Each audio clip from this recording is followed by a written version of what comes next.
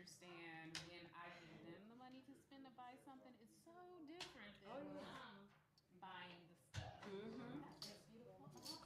They start thinking about.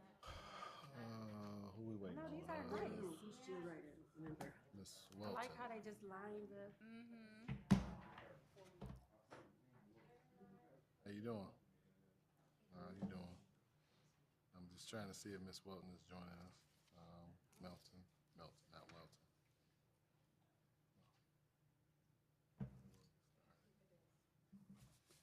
I got to be on Miranda today.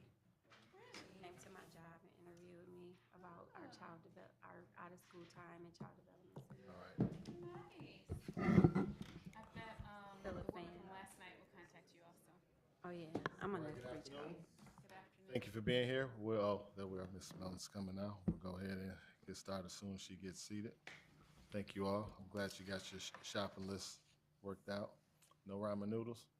I'm thinking they won't eat ramen noodles, Ramen noodles. ramen noodles. It's so different. You have to get fancy and put Vienna sausage in it. I know Oh that my sounds gosh, disgusting, that right? sounds so gross. That sounds disgusting. It does sound disgusting. But no, we'll go ahead and get started. I will turn it over to you, Dr. Lovely Mitchell. Okay. Good afternoon, Chairperson Ross, Secretary Downs Lewis, and Trustee Wade and Melton. We have a full agenda tonight, so thank you for being here. And all of it is grounded, of course, in our strategic themes and priority student outcomes. And so if we were to think about the impact of these programs, it would be related to our priority student outcomes or priority scholar outcomes. So, relatedly, what that means is you'll have an instructional council update. You'll hear about our ELs. You'll get a sampling of the Promised Neighborhood, which I think is exciting in terms of how it's transforming one quadrant at a time. See the alignment with some of the summer school programming. You'll get an opportunity to hear about Discovery Education, which is a sample of something we talked about last time related to how we vet certain content. I call the next topic our Scholar Safety Net, Elevate K-12 proposal. So you'll hear a little about that. But what I want to do is go back to the top for a second, because last time we were talking about Sora, and I sent you some information, but just quickly want to say Sora is that reading app that is accessible by all of our scholars every day of the year, and scholars can access it in two ways, either through the app or through a web browser. They simply have to type in their JRPS computer username and password. And related to TeachingWorks, what I discovered, thanks to our team, is that it was Brookside, Mulick Palmer, Campus Congress, and UPrep were the schools that were involved previously, goodness. And upon trying to mine data, they didn't collect impact data, but that's certainly something that we'll do going forward. We know that TeachingWorks is renowned for many different reasons, but mainly how it is transformative related to adult behaviors and competencies. So we're excited to get into it, and we've been invited to go to Detroit as a way of dipping our toe in the water to launch what we'll do system-wide in the fall. So with that being said, what I'd love to do is call Consultant Amy and Director Jonathan, up to the front table, and they will kick us off with the Instructional Council update. Before they get started, Yes, when you sir. repeat that, you said related, TeachingWorks related to adult behavior and competencies? Adult competencies, adult behaviors is really what it aims to change. So the right mindsets, right identity, and behaviors that can help tee up us accomplishing our scholar priority outcomes. So this is focused for the parents then? So I'm talking about TeachingWorks, which is focused on the adults in our building. So Adults, teachers okay, and okay, folks connected to classrooms. TeachingWorks. Thank Does that you. make sense? Yep. You're welcome. Thank you. Thank you. Okay, well, good afternoon. I'm Amy Powney, the Mathematics Curriculum Supervisor, and I'm just here to give you the update for Instructional Council, so thank you for having me. We last met on April 20th, and myself and Jennifer Brock, our Social Studies and Foreign Language Supervisor co-chair. It's the year that the district chairs the committee, and next year it will be GREA. We didn't have any new business, but we did have a teacher from Innovation Central, Elizabeth Geem, who came and sort of did a follow-up. She presented, and I reported out earlier in the fall about the robotics class that she's teaching at Innovation Central. So we just asked her to come back into the next step of our process to make sure that we had a fully fleshed out syllabus with all of the details. So she really kind of focused on the pieces we'd asked her for about assessments and rubrics that are used, and she uses the VEX curriculum, which has a very, very extensive and robust curriculum for her to use. We just like to have that step in the process because we want to ensure that should any other schools want to run this course anywhere else in the district, we want to make sure that teachers have all of the information and materials and things that they need in order to be successful with the class. So we just asked for them to come back and make sure that they've filled Did in you some say of those UPrep? pieces. UPrep? Innovation Central. Yep. So she just shared some of the things that they do, some of the different projects and things, and walked us through the materials. Kind of showed us some on the website that goes along with VEX, and that was all we had as far as teacher or course updates. The next part of it was that I gave an update on the fact that I have launched the math advisory committees. Where we are going through the process you recently heard about reviewing curriculum and curriculum adoption. So we did a launch meeting in March, and since then we've had some more collaborative sessions where we are looking at vetting curriculum materials and looking to talk about what our vision is for mathematics and what we want our students to experience. And so, like I said, we've just started meeting a few times so far this year. We're going to meet again in June for a little bit longer session during the day after school gets out so that we can really establish some of those things. And right now, we have approximately 35 teachers. I've had a few more join in across all grade levels and representations, and also some administrators and different departments within our district administration that have joined as well. I am seeking more representation from our special ed department. Right now, I feel like that's the place that we need to recruit a few more representatives on that committee, but otherwise we're doing quite well with the number of people that have signed up to do this. And so we will just continue through the process of looking at what we are interested in possibly piloting in the fall, because as you might know, our Go Math subscription is expiring at the end of next year. And so we need to make a decision on whether or not we continue with Go Math or we move to another curricular resource as our primary support resource. So we are going through that process. And so that's about all that we did. At the very end, I just sort of gave them an update on the Prisms virtual reality that I think was presented to you all earlier, and that the Finance Committee had okayed for piloting in 4 of our schools right now, that we're using Prisms virtual reality headsets that have mathematics modules in the areas of middle school and high school math, and they will be adding science, biology, and chemistry over the summer. And so I just shared it because I had told them about it, but I had a sample headset that I could bring and let them get a look at it just to show them what was happening and give them an update on what kinds of topics and things are being added to that program. And also, I am currently gathering survey data from teachers and students about their experiences with it as we consider whether or not we want to expand the use across all schools. So. And then we adjourned, and our next meeting is this Thursday, our last of the year. Do you have any questions for me? Yeah, you said the virtual headset pieces. Currently, you said that was math and looking to add what during the summer? So the Prisms company is adding science modules. So they're adding some additional math as well. They're adding more middle school math than they have and some more advanced topics. So in the area of like pre-calculus, they're adding, and they're looking to continue to expand those, but they're also adding biology and chemistry. And in the mid-year, I think they're adding like life science and physical science as well.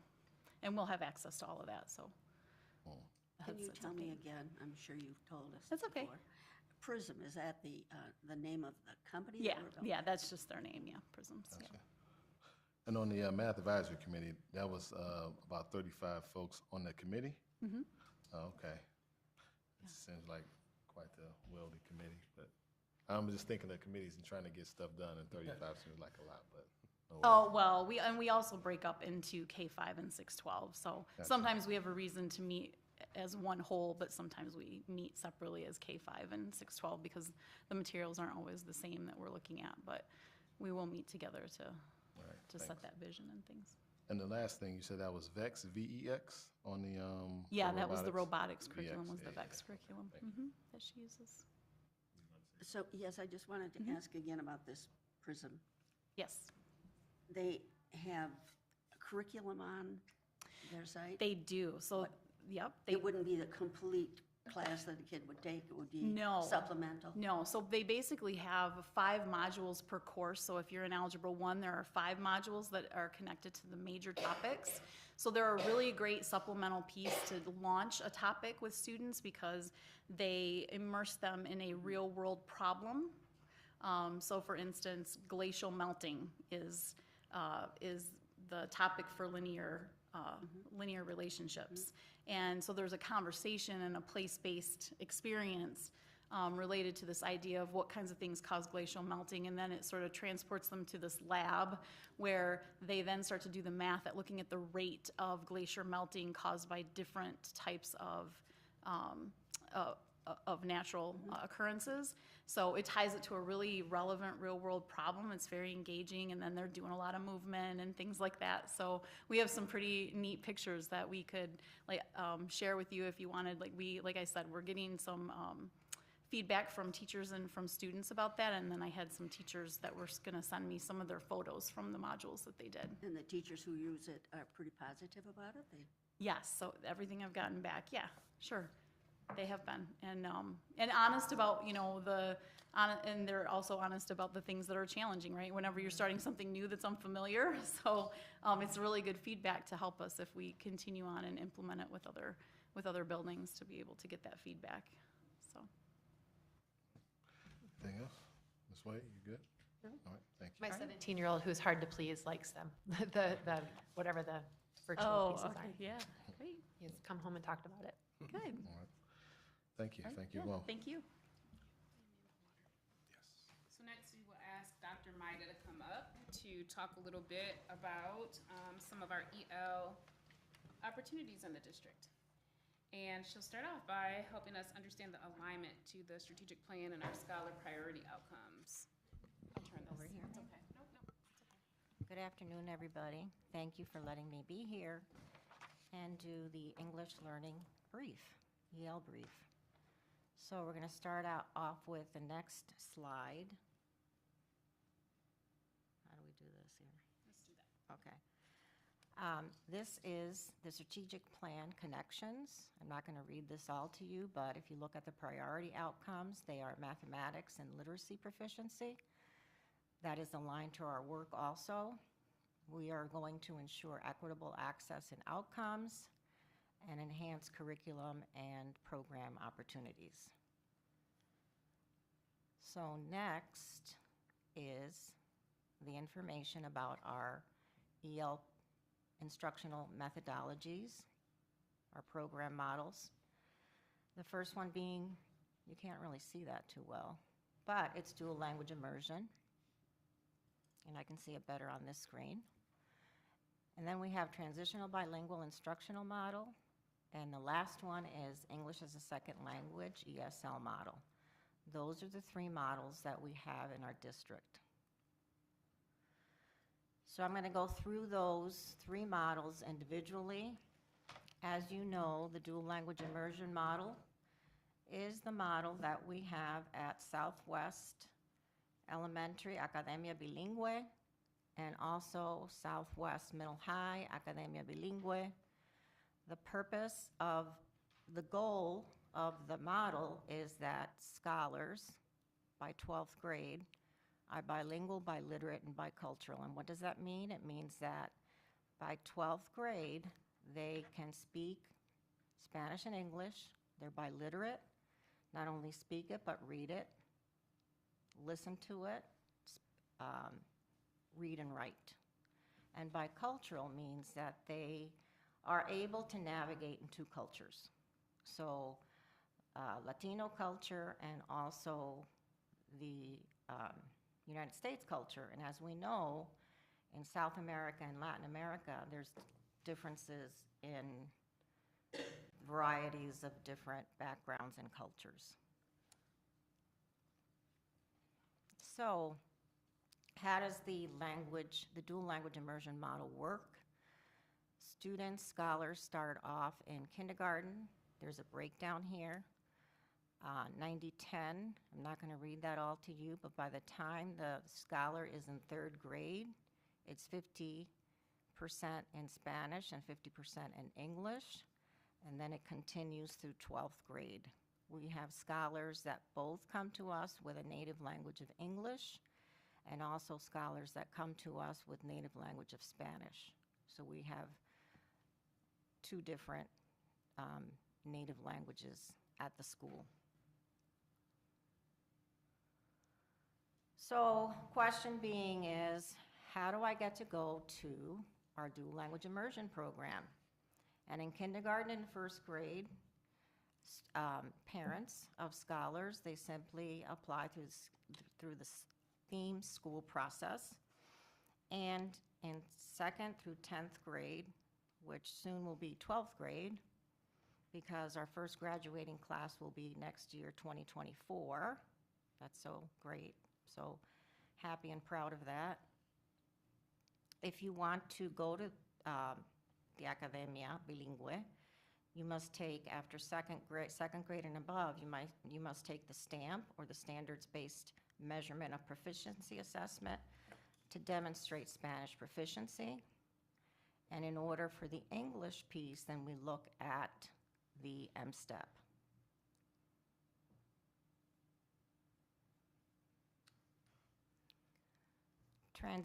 The second model that I'm going to talk about. Wait, really quick. Yes. So if I'm a Spanish language, like if I speak Spanish as my first language, I would have to take the M-STEP after 2nd grade?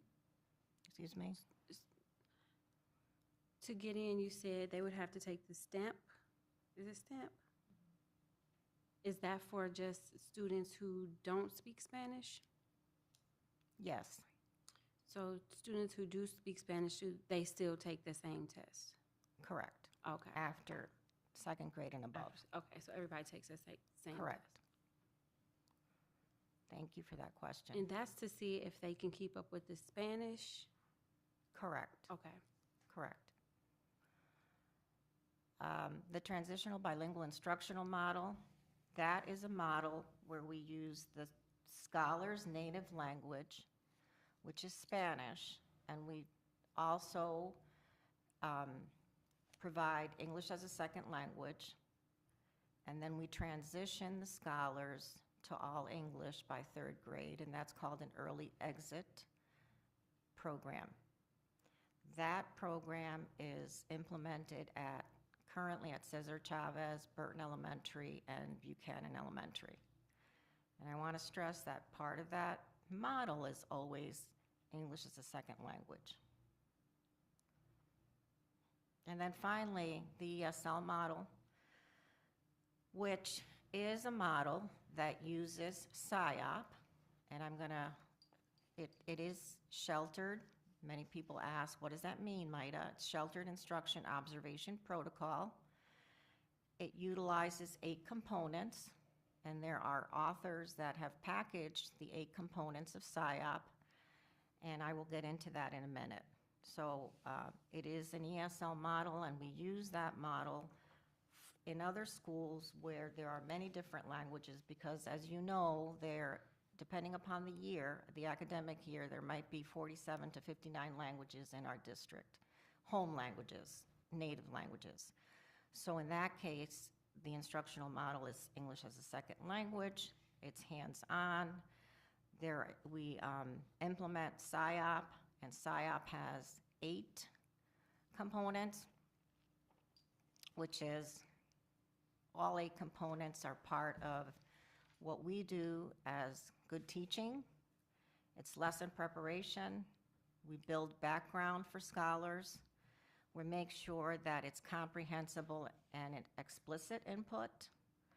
We also use strategies, teaching strategies. An example might be project-based, demonstration lessons, we use questioning. There's different strategies that are used in SIOP.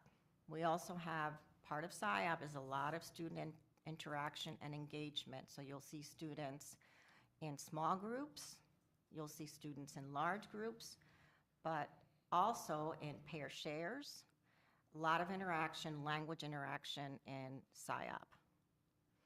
Practice and application, scholars, in order to internalize the learning, you'll see practice, they'll practice, and they'll be able to apply the language. And then the last two components are lesson delivery. The teacher actually delivers the lesson and reviews and assesses the scholars. Those are the 8 components.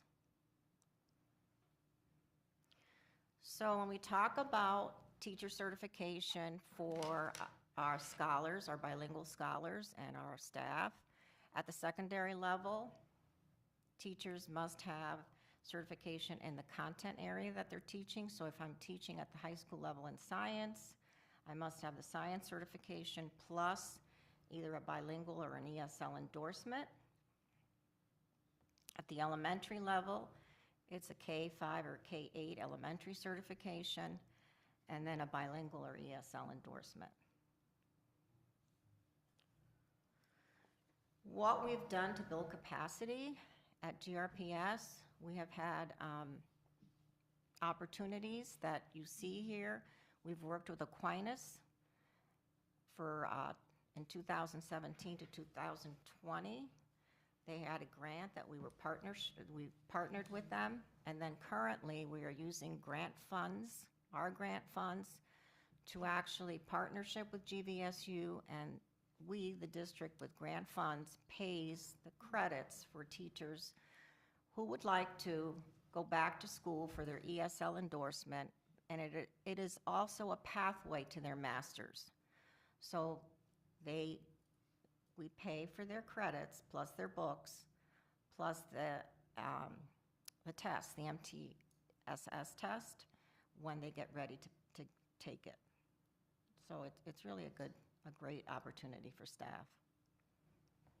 Who's a grant partner? We use our Section 41 grant. Okay. So it's grants that we have that we get from the district, from the federal government, district funds from the federal government. That gives this opportunity for our staff. Do you know how many teachers have taken advantage of that? I think last year was 16. We are always having teachers calling to find out if there's room. We're starting another cohort now.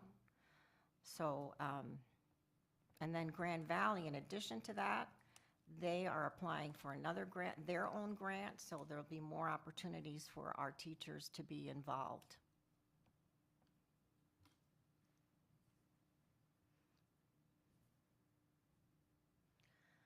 As far as English language development, professional development, these are the professional developments that we offer. I'm not going to read them all to you, but we have quite a few that we offer during the school year and then in the summer also.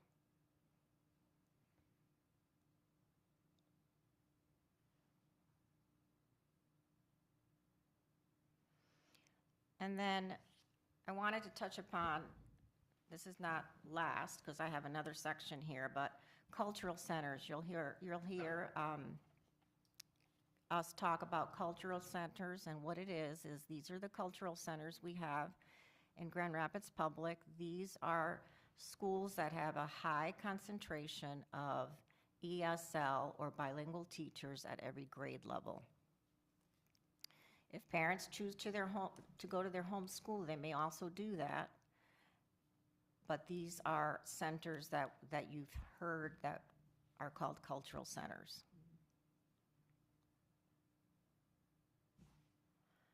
And then the last piece I wanted to talk to you about briefly today, and I know that Jonathan Harper had talked about this at a board meeting, but I wanted to lift up the opportunity that we have in our school district in reference to scholars being able to achieve the Michigan Seal of Biliteracy, which gives them an added opportunity for when they get out to the workforce, or they go to college, or they go to obtain a skill. That is something that we offer, not only for the dual language immersion scholars, but also for any other scholar who is in high school and has completed the Michigan Merit Curriculum requirements, and also has another language that they speak. We can assess them, and they can test out and get the Seal of Biliteracy. And for dual language program scholars, this is not required, but again, it's another opportunity for them to get the seal. And then lastly, we need to celebrate, because this year we had 33 scholars, as you well know. I'm not going to get into the detail of this slide because this was already presented, but we had 33 scholars who will be graduating with the seal, and I do anticipate that next year, in 2024, when our first graduating class from Southwest Middle High Academia Bilingüe graduates, we will have a lot more graduates that will be having the Seal of Biliteracy. Now, when these are students who are earning this, correct? Yes, Yeah. these are students, and you take the test, and it shows your proficiency in another language. It doesn't have to be Spanish. It could be Swahili, Kinyarwanda. It could be any other second language. So would they be like translators for? It just shows their proficiency in that language. In order to be interpreters, they would need to go to to take another elective, which, by the way, I don't want to get off course, but we are going to be offering the translator interpreter elective at Southwest Middle High next year. So, in conclusion, what might be some of the things that we invite you to support? And again, I'm not gonna read every single thing, but if you could help us lift up the various opportunities that we have for our scholars, especially our bilingual scholars, and work with us in amplifying the strides for increasing graduation rates, and also focusing on, for all our scholars, increasing mathematics and reading proficiency. So I appreciate your attention, and I'm happy to take any questions. Well, I have one more. I miss what did you say about the cultural centers, that we have these all over? And I've heard about them before, but who gets to go there? So that's a great question. When I enroll as a scholar, or when my parents enroll me, there's a question on every enrollment form that says, what language do you speak at home? What is your native language? And if I want to enroll my child and I say, well, we only speak Spanish at home, then that triggers that I might need language support. Okay. And so these centers are rich. We're all rich in support, right? So I want to take that word out of the schema, but they have a high concentration of teachers and staff that are endorsed bilingual and or ESL. Not that we don't have staff in other schools that are bilingual or ESL, but there's a higher concentration here in these schools. I see a reference to American Sign Language as one that has an option for Seal of Biliteracy. I know we probably don't have a critical mass in that, but I'm curious if we have any involvement or any scholars. I don't think at this time we do, but we're open to that. So with that, and I don't know if we have scholars throughout the district who are bilingual in that regard. Again, maybe children of hearing impaired folks or whatnot. So I guess I'm just wondering if we have some folks like that sort of flying below the radar, you know, how are we at least making sure that they have opportunity to take advantage of this? For American Sign Well, I Language? guess I'm definitely sort of making up a scenario, you know, a child who's maybe, again, as a child of hearing impaired folks, they may be fluent in American Sign Language, and if they were, how would we find them, or how would they be aware of this opportunity? So there's been a lot of conversation and buzz about folks wanting to engage more in building competency in that area in particular. So I think we just need to conduct a thorough survey to make sure we haven't missed them and to ensure that they're included going forward. Is a great point. So I guess with that, and again, it's probably limited or even unlikely, but in that, Dr. Gunner, you mentioned, you know, at intake, asking a student their primary language.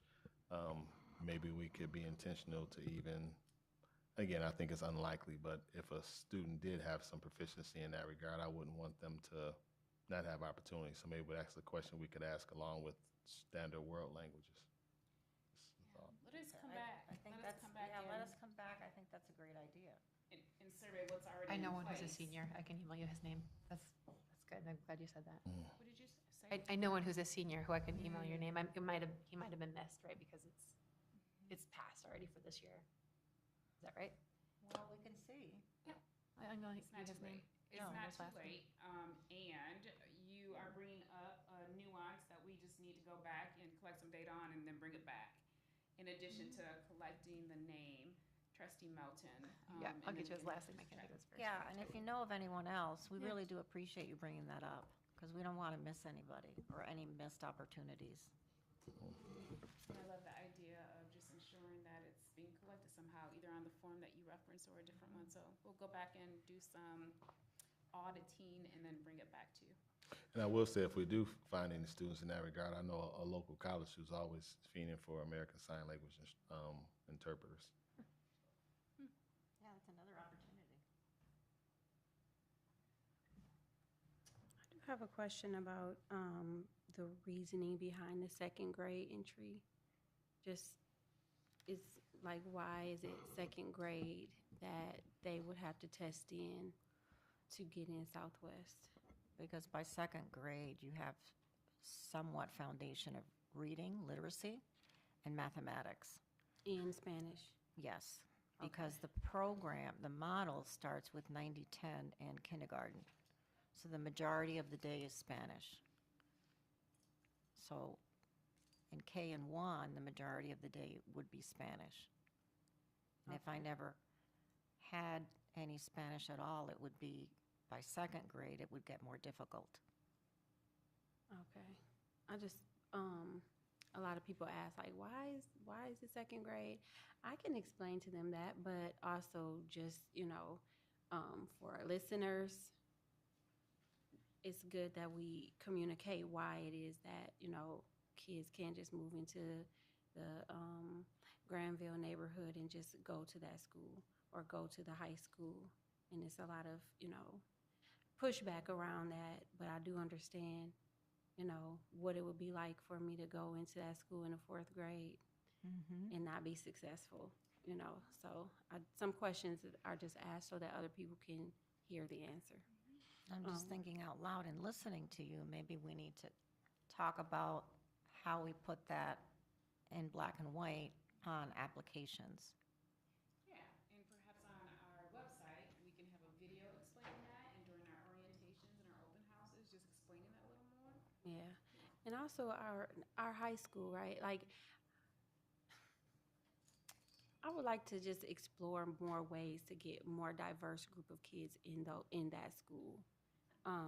Just being a parent, my child grew up there, and there's probably 2% Black in the high school. And when we think about diversity, it's like there's no Black kids at Southwest Middle High, you know, that I thought there were more, but they're Dominican, you know, so they, you know, so just how do we start in K oh gosh, they only get 2 years to get in there, and then you know what? And so I think it's just always think about, and I'm always promoting that school because people see my daughter, and she's a black girl, and she's bilingual, and they're like, "How did she learn that?" She went to Southwest. Well, you can't just go there. You got to be in kindergarten or first grade. So how do we promote that to more of our English-speaking families, saying that this is a very rich program, that you don't have to be Latinx, to go to. So just want to put that out there. Like, I would like to see that school be more diverse group of learners coming through that program. So as we talk about things being more accessible, specifically that program, some deliberate recruiting and making sure it's accessible, and perhaps as we continue our early childhood explorations, that might be an on-ramp.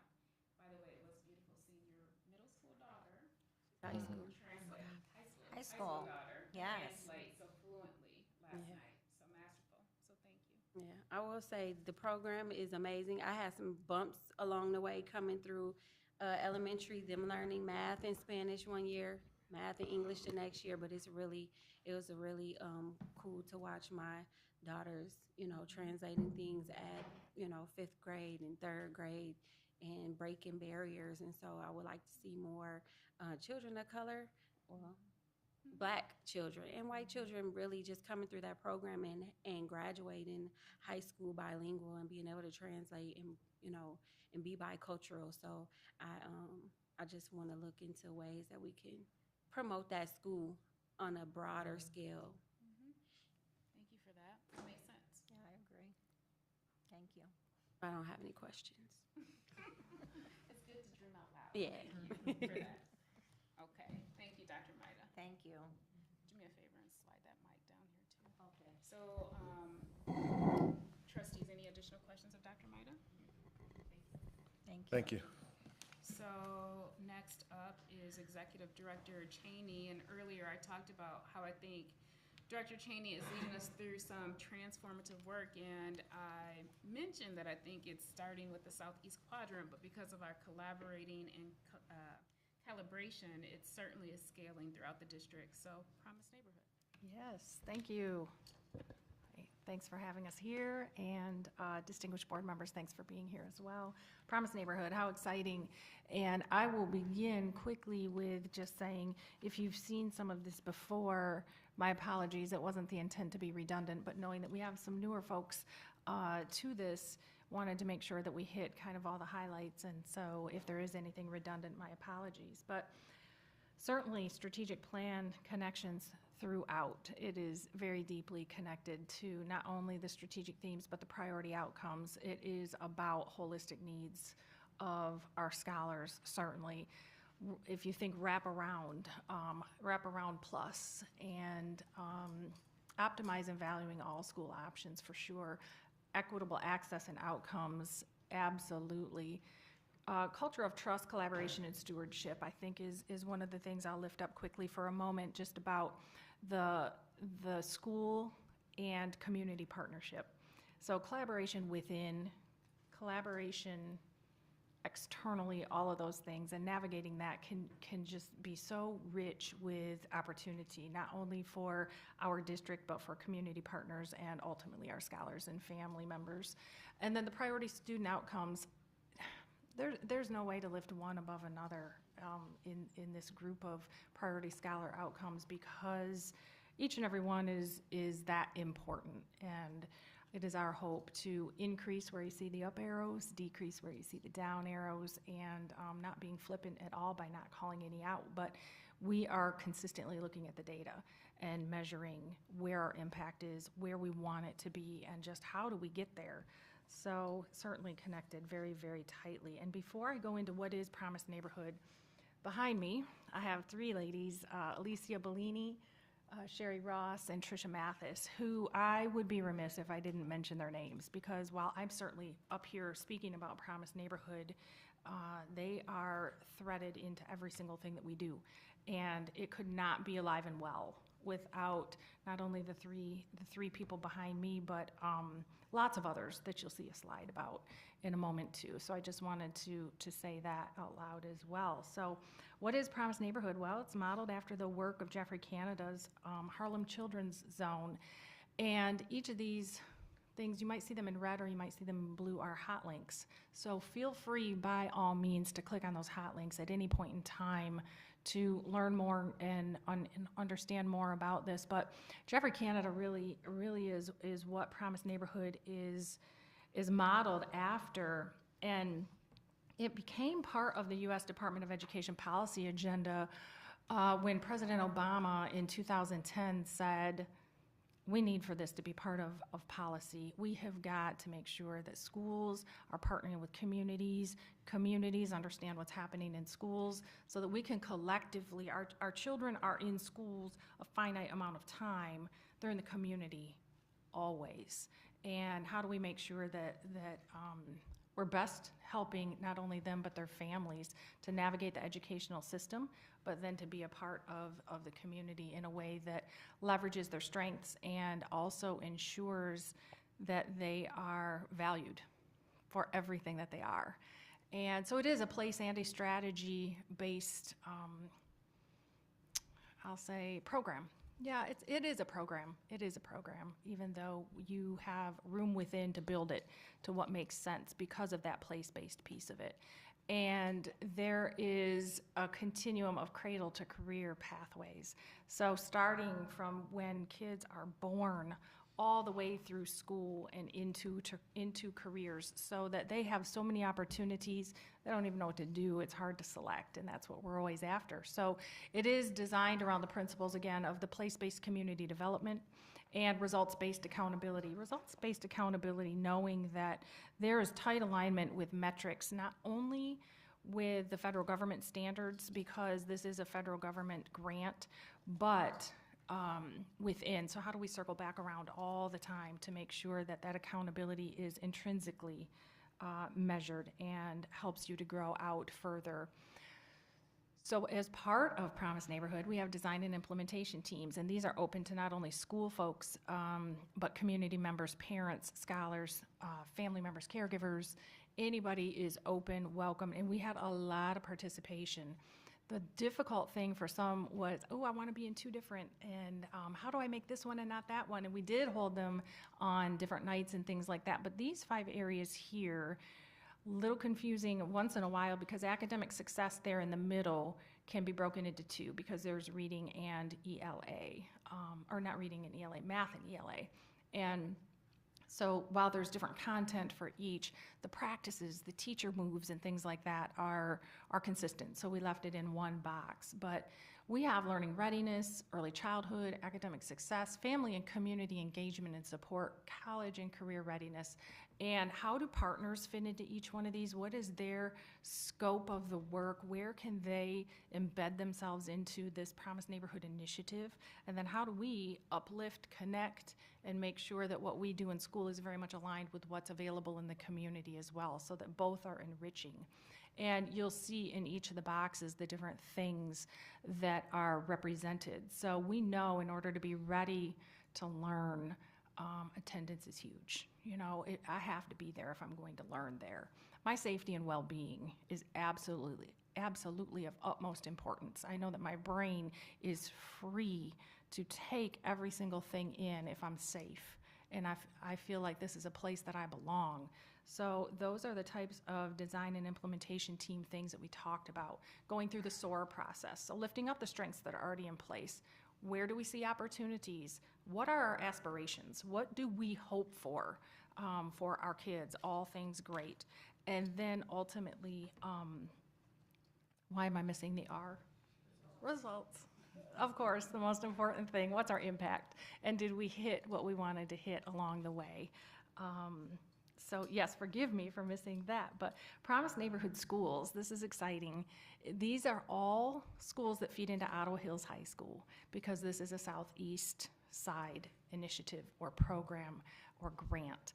And one of the things you'll notice is that University Preparatory Academy is listed, which is another high school that we have 612. But what we know is so many of our Southeast Side scholars attend UPrep. So we looked at UPrep as a whole and said, all right, so if we look at the zip codes, how many scholars there represent Southeast Side residences?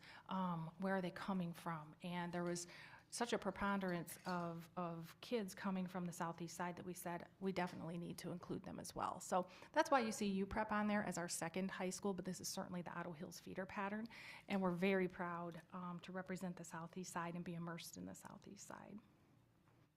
Partners. Baxter is a partner. I do this because they're always very well represented and much appreciated. So we have K-12 Ed Partners, GRCC. I could do this too because they're a great partner too. And so Western Michigan University is our fiduciary. So they were the applicants for the grant. They are the entity that holds not only the money, but also reports out the information to whether we hit the metrics, and they're called GEPRAs.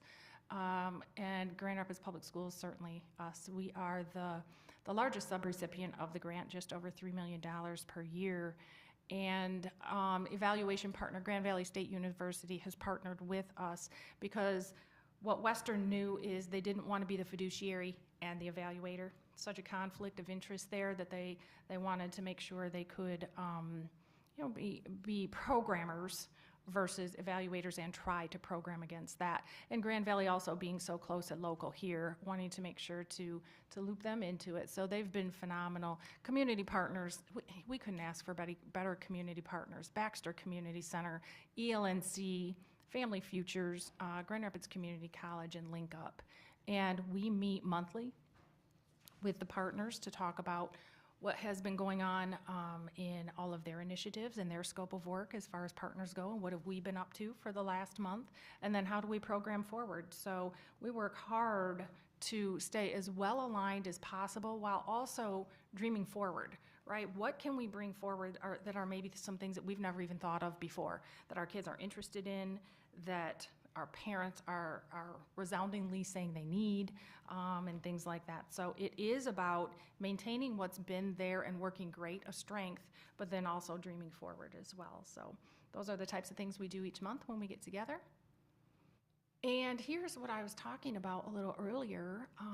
Of course, Dr. Roby and Dr. Lovelady Mitchell are key contributors to this. You know, they are right alongside us each step of the way, offering tremendous feedback, thoughts, part of their dreams as well. And then myself, co-director with Dr. Pat Reeves and Dr. Zhenpeng Shen of Western Michigan University.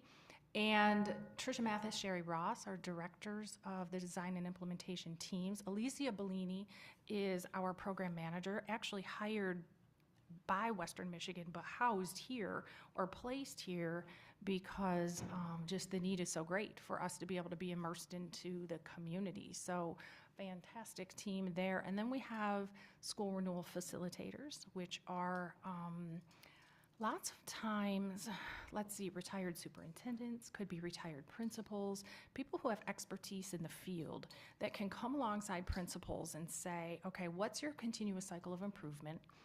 Where can I assist you, help you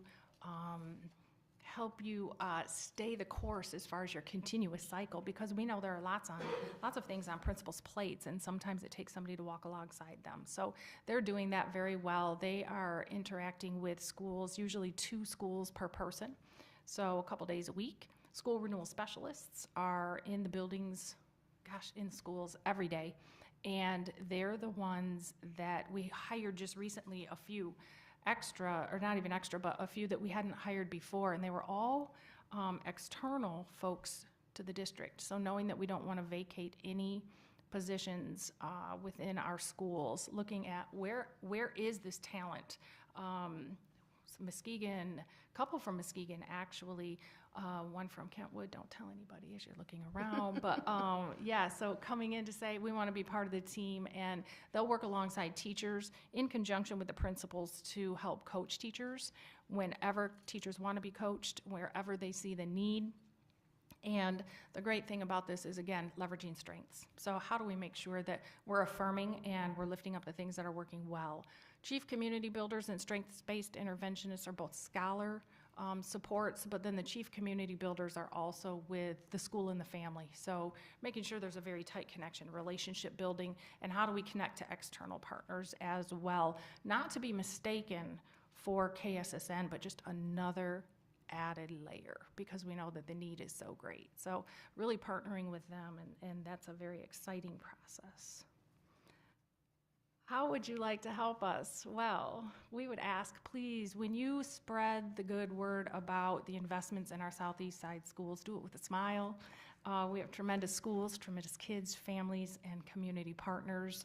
And then continue to use the appreciative strengths-based lens with our schools if you don't mind. It's always more powerful to leverage what you know works well than try to come up from a deficit. So if you don't mind doing that, we would love it. And what questions do you have? I saw that there is something in there about 3- and 4-year-olds. Yes. Now, do we have that program in effect right now? So where do they go? What school are they in? Sure. So we have GSRP, which is 4-year-olds in our elementary schools, and then the birth to 4-year-olds or up until they can hit, whether it's GSRP or pre-K or something like that, community partners. So GRCC's Early Childhood Head Start, partnering with that. There are ELNC is another one of our partners, which is the Early Learning Neighborhood Collaborative. So they're not with us, but it's us partnering with the outside entities or external folks to make sure that they have the same types of information we have for our 4-year-olds and entering into kindergarten. So the things that they do in that 0 to 3 or 0 to 4 time help them to get ready to come into the school. That's great. Yeah, Thank you. yeah, it's exciting. So if I'm a teacher at, like, say, Congress, I think I saw in there, Yes. what would that look like from my perspective as a teacher at that school? Sure. So I could have coaching at any point in time. It's just-in-time coaching. So I can select what area I need help in. All of the teachers get that? Any of the teachers, Okay. yes. So any of the teachers can have that. Of course, I can't coach you each and every single day. So, you know, there's that cycle there, but it's open to all teachers that are in the school. It looks like scholar support from the strengths-based interventionist, and it looks like the chief community.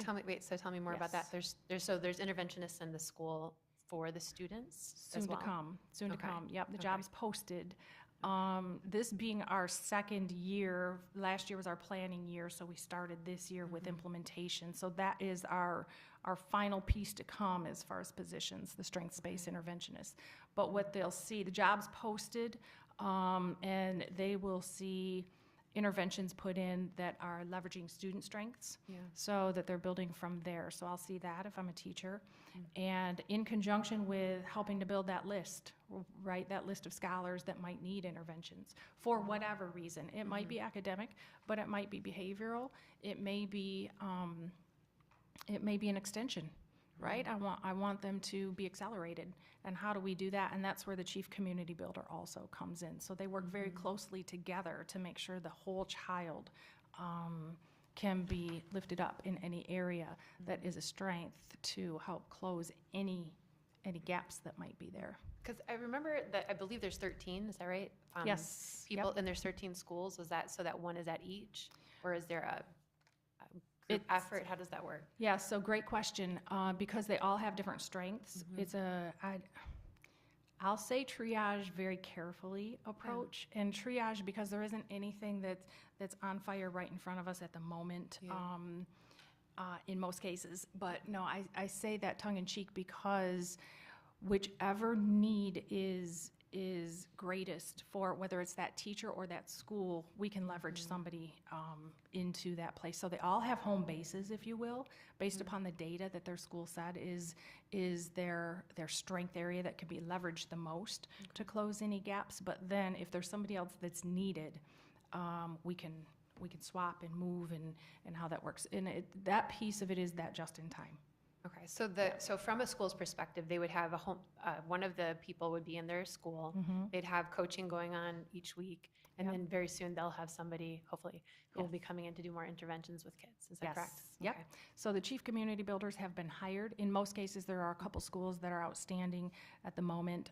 They will begin August 1st because it's so close to the end of the school year now. But at least they're in place, and we have them knowing they're coming, which is a phenomenal thing because starting the school year can be difficult, and starting the first week of August is great because they can be immersed in the PD, they can be immersed in staff meetings and all of that and get up to speed with the school. And then strength-based interventionists, we are going to hire in July, so they'll have that August start time too. So they'll be pretty much, they'll have like an additional staff member or two in each building? Yeah, Okay. yep, Through this grant. each school gets a community builder and a strength-based interventionist as well. So, yeah, they'll have a total of 3 because of the school renewal specialist as well. But they have 3, but the home base one can be moved at any time based upon need. Their home base doesn't move, but just, yeah, Got it. Thanks. hopefully, yeah, that makes sense. I guess I'm wrestling with, because I know about Neighborhood Promise but mostly from what I do, at Baxter, we Sure. are part of that grant. And so, I know specifically what this money is for. So what specifically is the $3 million per year for GRPS? So our budget predominantly is for staffing.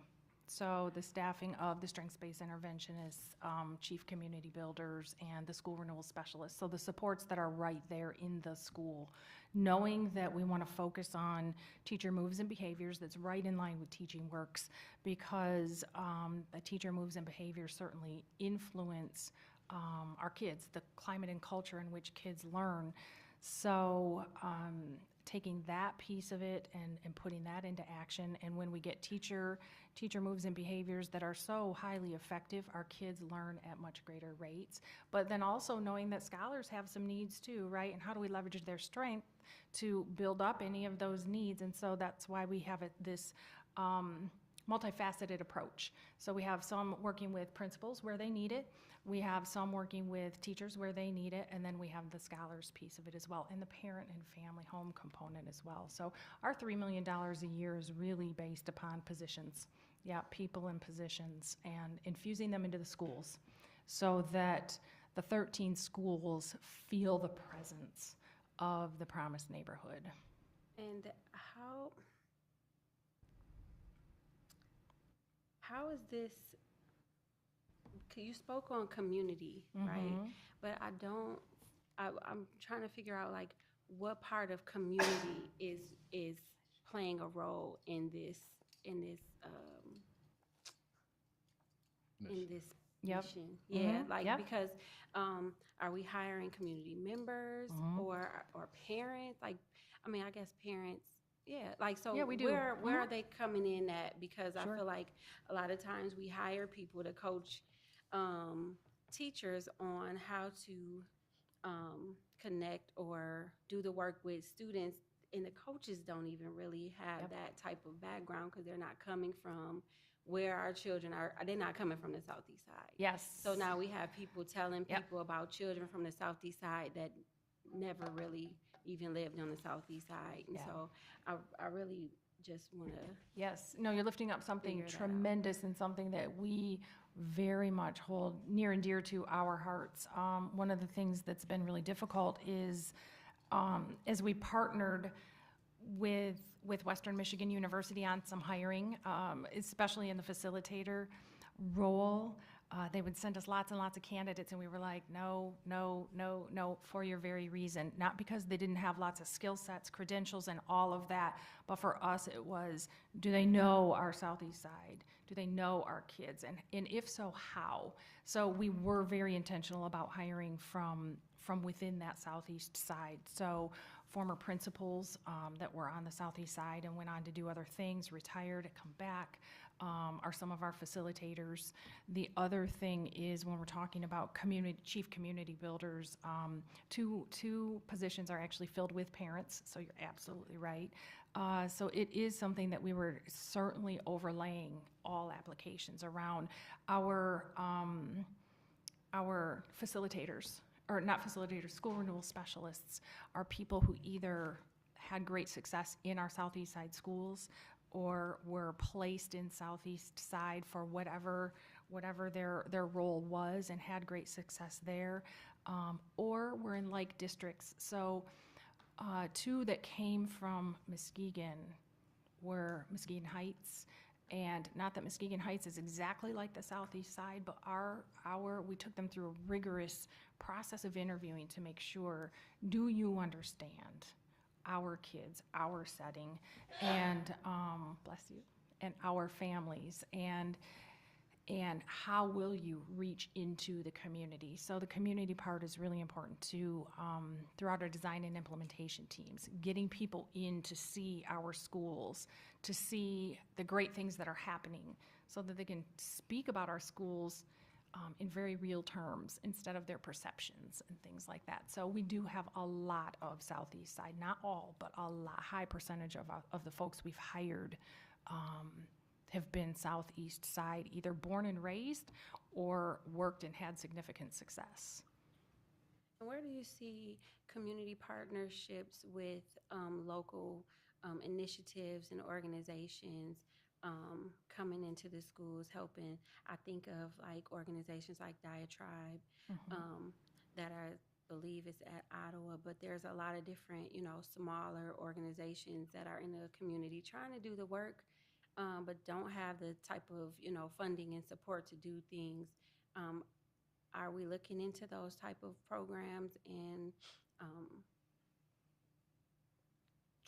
are we able to even use those type of funds to hire local organizations to come in as schools? So with this subrecipient pot of money, we could be a secondary subrecipient, but we would have to run that through not only Western Michigan and also our federal grant manager. So we have somebody that's assigned to us that makes sure that we're in line with all of the federal regulations and things like that. So we would have to run it through there. So what we have found to be a better bet versus trying to go that route that's very lengthy and there's money parameters around it and things like that is how do we welcome them in ways that either we can leverage through other funds, other ways, or partner with them on perhaps a no funding yet, knowing that maybe other grants will come or something like that in the future. So we are pretty narrow with the partners that you saw listed, GRCC, Baxter, and things like that, were partners that were written into the grant as subrecipients, just like we were, based upon W.K. Kellogg's work that they had done in the community and had granted money to before, because W.K. Kellogg said, we'll do a one-to-one. We'll do a one-to-one match. So that's how the list was developed. We didn't develop it certainly, but Western Michigan in conjunction with W.K. Kellogg did. So there is that secondary subrecipient way to go. It's, like I say, lengthy and very, very heavily regulated, but it doesn't mean that we want to close the doors to the partners, because we know they're not only a viable option, but vital to our community. So that was actually one of the things that came up. Dr. Lovelady Mitchell was there when we were at the health department and talked about that, is how do we leverage other partners while knowing that we're all competing for the same dollars? And how do we make sure that they can stay alive and well and thriving? Because they are, in this case, on the southeast side, from the southeast side, doing southeast side work. So those to be continued conversations for sure. I guess probably a to be continued sort of thing. But as I'm looking at the partners, obviously I'm seeing ELNC and Family Futures, assuming in this cradle to grave concept that obviously, cradle to career, concept that obviously those two are focusing on the sort of cradle piece or preschool piece. Baxter, some of the, I guess, after school sort of supports. GRCC and Link Up maybe, when we, transition into, secondary and beyond.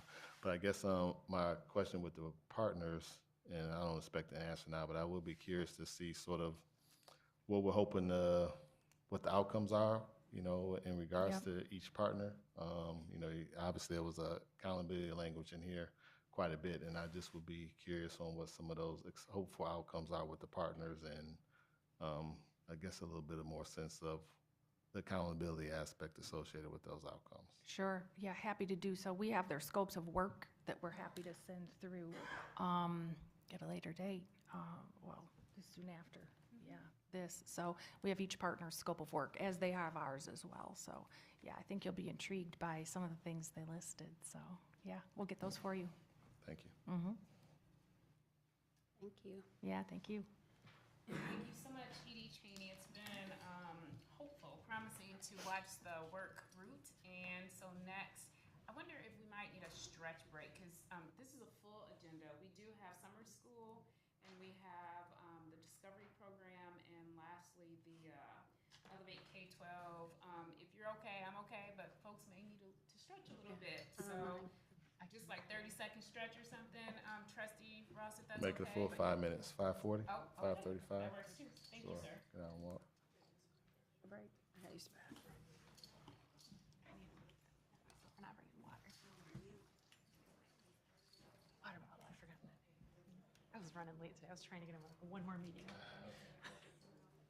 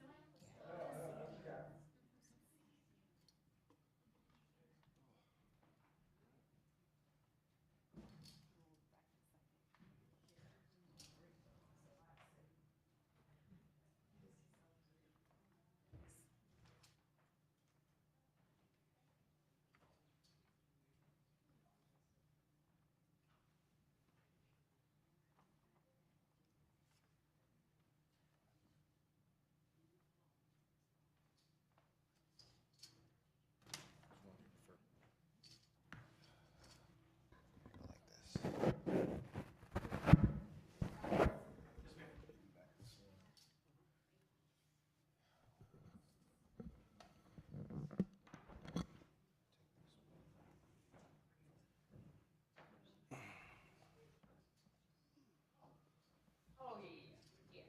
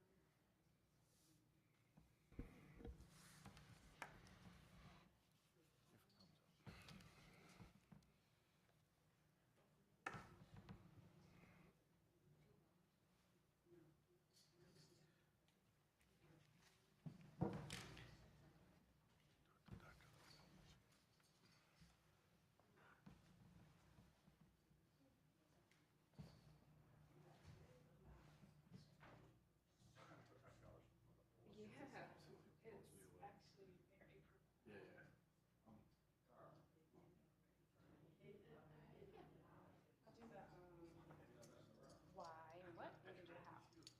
You'll know. You'll know. Yeah. Okay. Okay.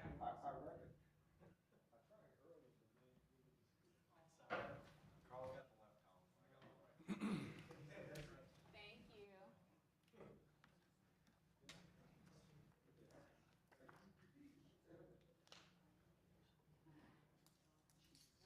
It's a long time to sit. You guys have been working all day too. Is it yeah, my job, I'm able to move a lot more probably. Well, I don't know what your day was like, but on the days where I have to sit all day, it's really difficult. Yeah, you can imagine all the meetings and the sitting and today I feel like you're doing even more of that, so. Yeah, sitting days are hard for me. I actually feel better on the days where I present all day. People will be like, aren't you tired? I'm like, no, because I'm moving around and thinking and interacting. Exactly. Yeah.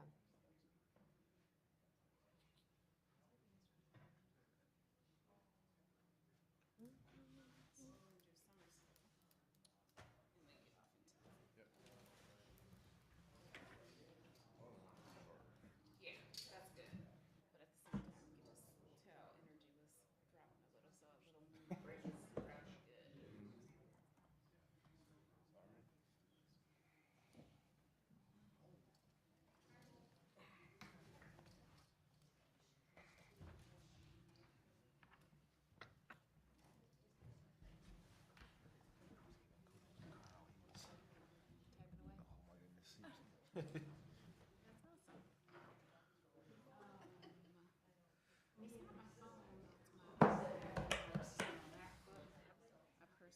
and my. Sure. Because I told it.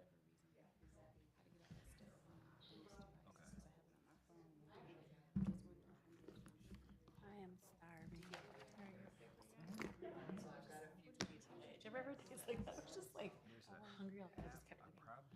Well, my mom, I told my mom that I would go on this diet if she meal prep for me. Yeah. And, Huge. yeah, but it's gotta be the diet of her choice.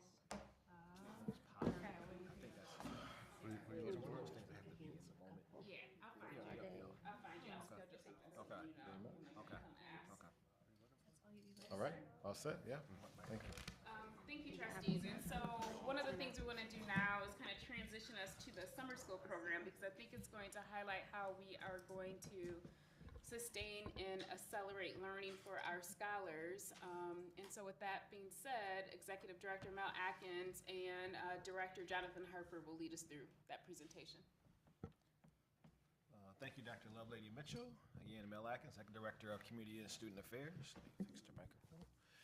And so as other presentations have started, this one's going to start similar. We look at our strategic plan, and summer school really impacts themes 1, 3, and 4 being holistic scholar needs, the ensure equitable access and outcomes, and then enhancing curriculum and program opportunities. So when you think of summer school, we have various programs, which we're going to show in just a second. But the main program we call Summer Success. And this is, think of before ESSER, Title I funded, or 31A funded. Think of that program. Right now it's funded through ESSER.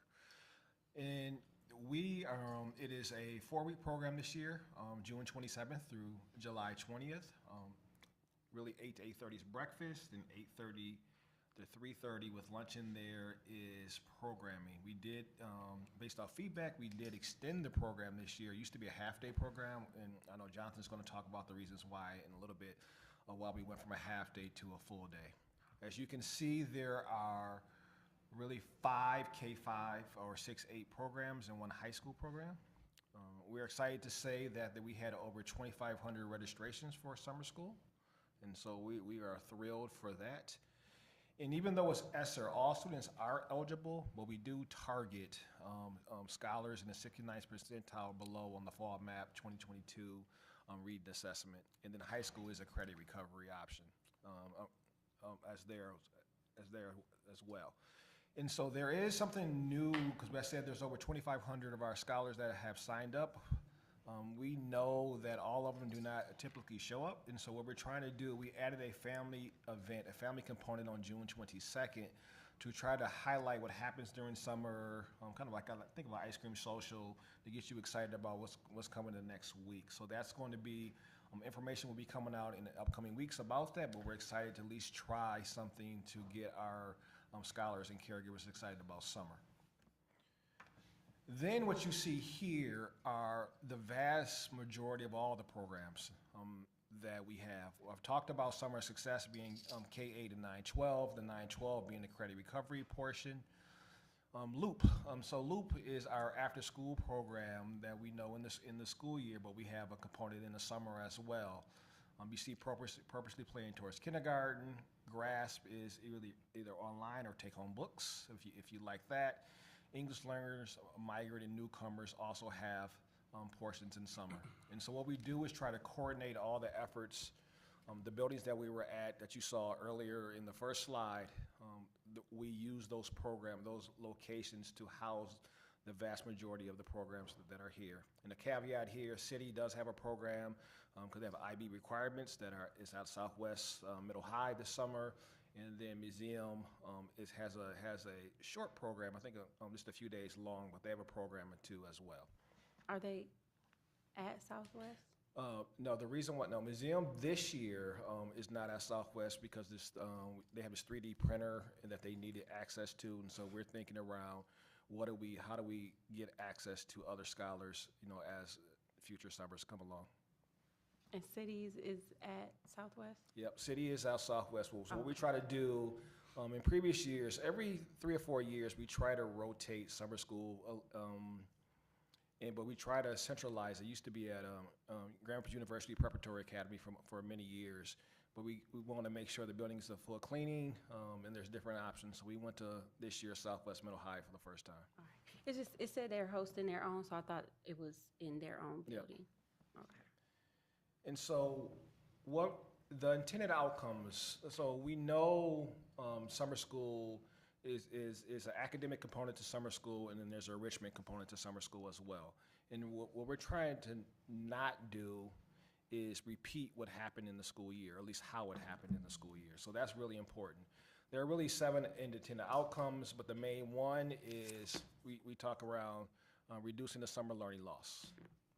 That's important. We know dosage matters. It's just over 82 hours of dosage that we have planned for summer. And so that is the main goal of our summer programs. And you see some other goals that are attached to it as well. But in saying this, Jonathan's going to talk about what's going to happen during this kind of the 8:30 to 3:30 portion. Good afternoon. Thank you, Mel. So this is a graphic, and I know there's a lot on this graphic, but we wanted to share really the framework, and this is specific to K-8. As Mel mentioned, the high school is credit recovery. So you'll notice that there's a column for K-5 and then through 6-8. Some commonalities between the two of them is that the morning session is focused on English language arts and mathematics, foundational skills, grade level, critical grade level content and skills in mathematics and English language arts. You'll also notice that new this year, we do have a 30-minute block of time, both in the K-5 and in the 6-8 portion, for targeted interventions.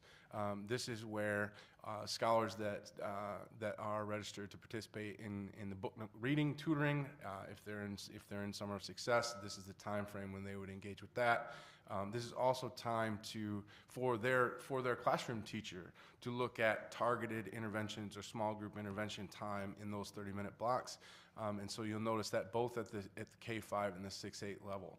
Another unique item on this graphic to call out is in the 6-8 portion, we do have a social emotional learning curriculum that will be delivered by our summer school teachers.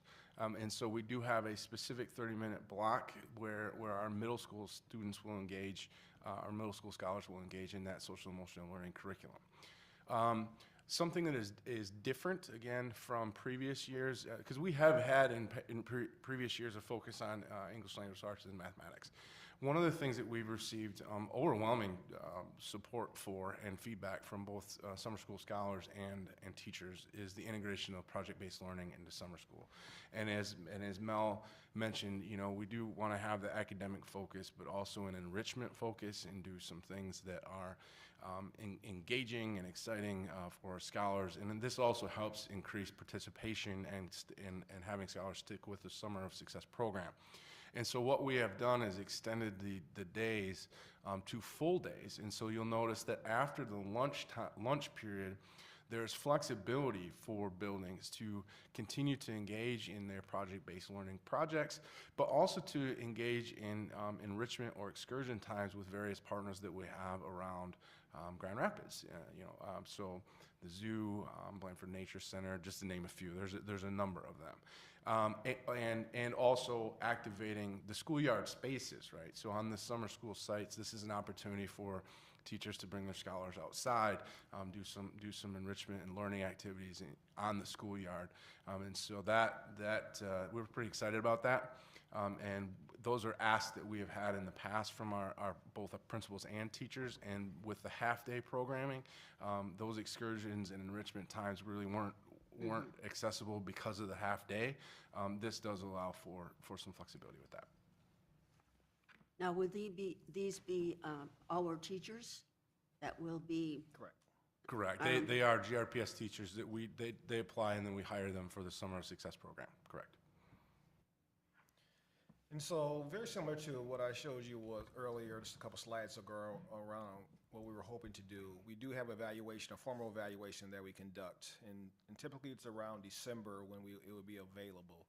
But it's two sections of the evaluation. One is the process component, And then other one is really deals with impact data. And so process around, we talked about 2,500 registrations. How did that go? Hiring adults, communication, things of that nature. And then impact data ultimately comes down, did all this effort make a difference? You know, does it translate? For example, I know in previous evaluations, we talked around if you had two consecutive years of summer school, did you have a greater gains than a scholar that did not? You know, so we're trying to make this that it's not a program or it's not an opportunity that's separate from what happens in the school, but it enhances what happens in the school year. And so data like this will help us make informed decisions. And then in saying that, additional ways to support, I think one of the surprising things leaving there when we were putting together the presentation was the number of offerings or opportunities that are available. You know, there were I believe 8 to 10 opportunities for scholars, or, you know, to become engaged in summer. And then again, amplifying the direct connection, you know, with really math and reading. You know, what we do, we always measure it against our strategic plan. And so in saying that, any additional questions?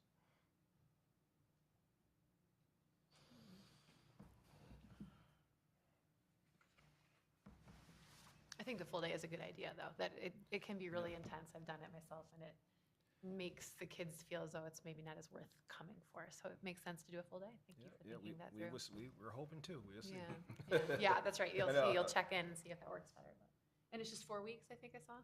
Yep, it's 4. So we traded off this year with the full day, do the 4 weeks, and see how that goes. Shorter, more intense. Get the feedback and see. Yeah, and then Book Nook, does that play into this as well? Yeah, so thank you for asking that. So Book Nook is, as I mentioned, we do have our summer Book Nook program. And for scholars that are engaged in both Summer of Success and Book Nook, they'll engage, those scholars, while with Summer of Success, will engage at those times. Those times actually extend. So you'll notice the Book Nook, remember when we talked about Book Nook, that was a dosage of 16 tutoring opportunities. So those times, for instance, K through 5 will stay consistent. The 9:45 to 10:15 will be that half-hour block where any scholars that are registered to participate with Book Nook will engage with that. And they may actually engage with scholars that aren't in Summer of Success, because remember, we're going to target small groups of 4 for that high dosage tutoring. So that whether we have scholars at home doing Book Nook or in Summer of Success, that's where that block will happen.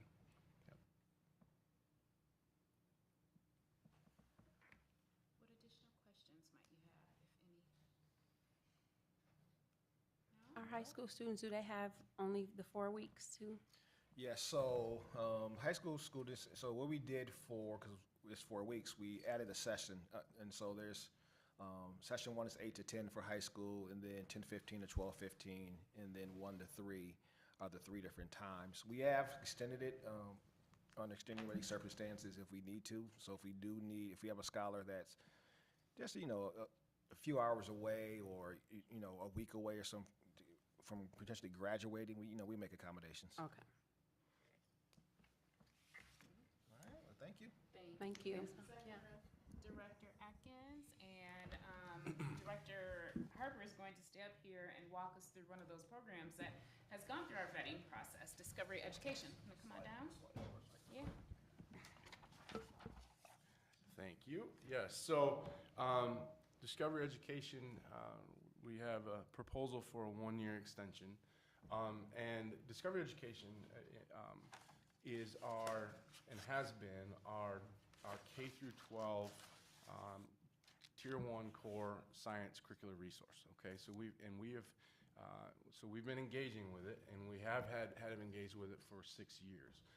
And I do want to continue to draw connections to our strategic themes and priority outcomes, and really note that while this is a K-12 science curriculum, from a strategic plan perspective, on priority outcome perspective, literacy is across content, right? It doesn't just live within our English language arts block. All of our teachers are literacy teachers, and that's, again, when we talk about the connections to teaching works, you know, and especially at the secondary level, when we talk about those high-level practices, those practices are across content areas, so that disciplinary literacy piece. So I want to make sure that we draw connections to that.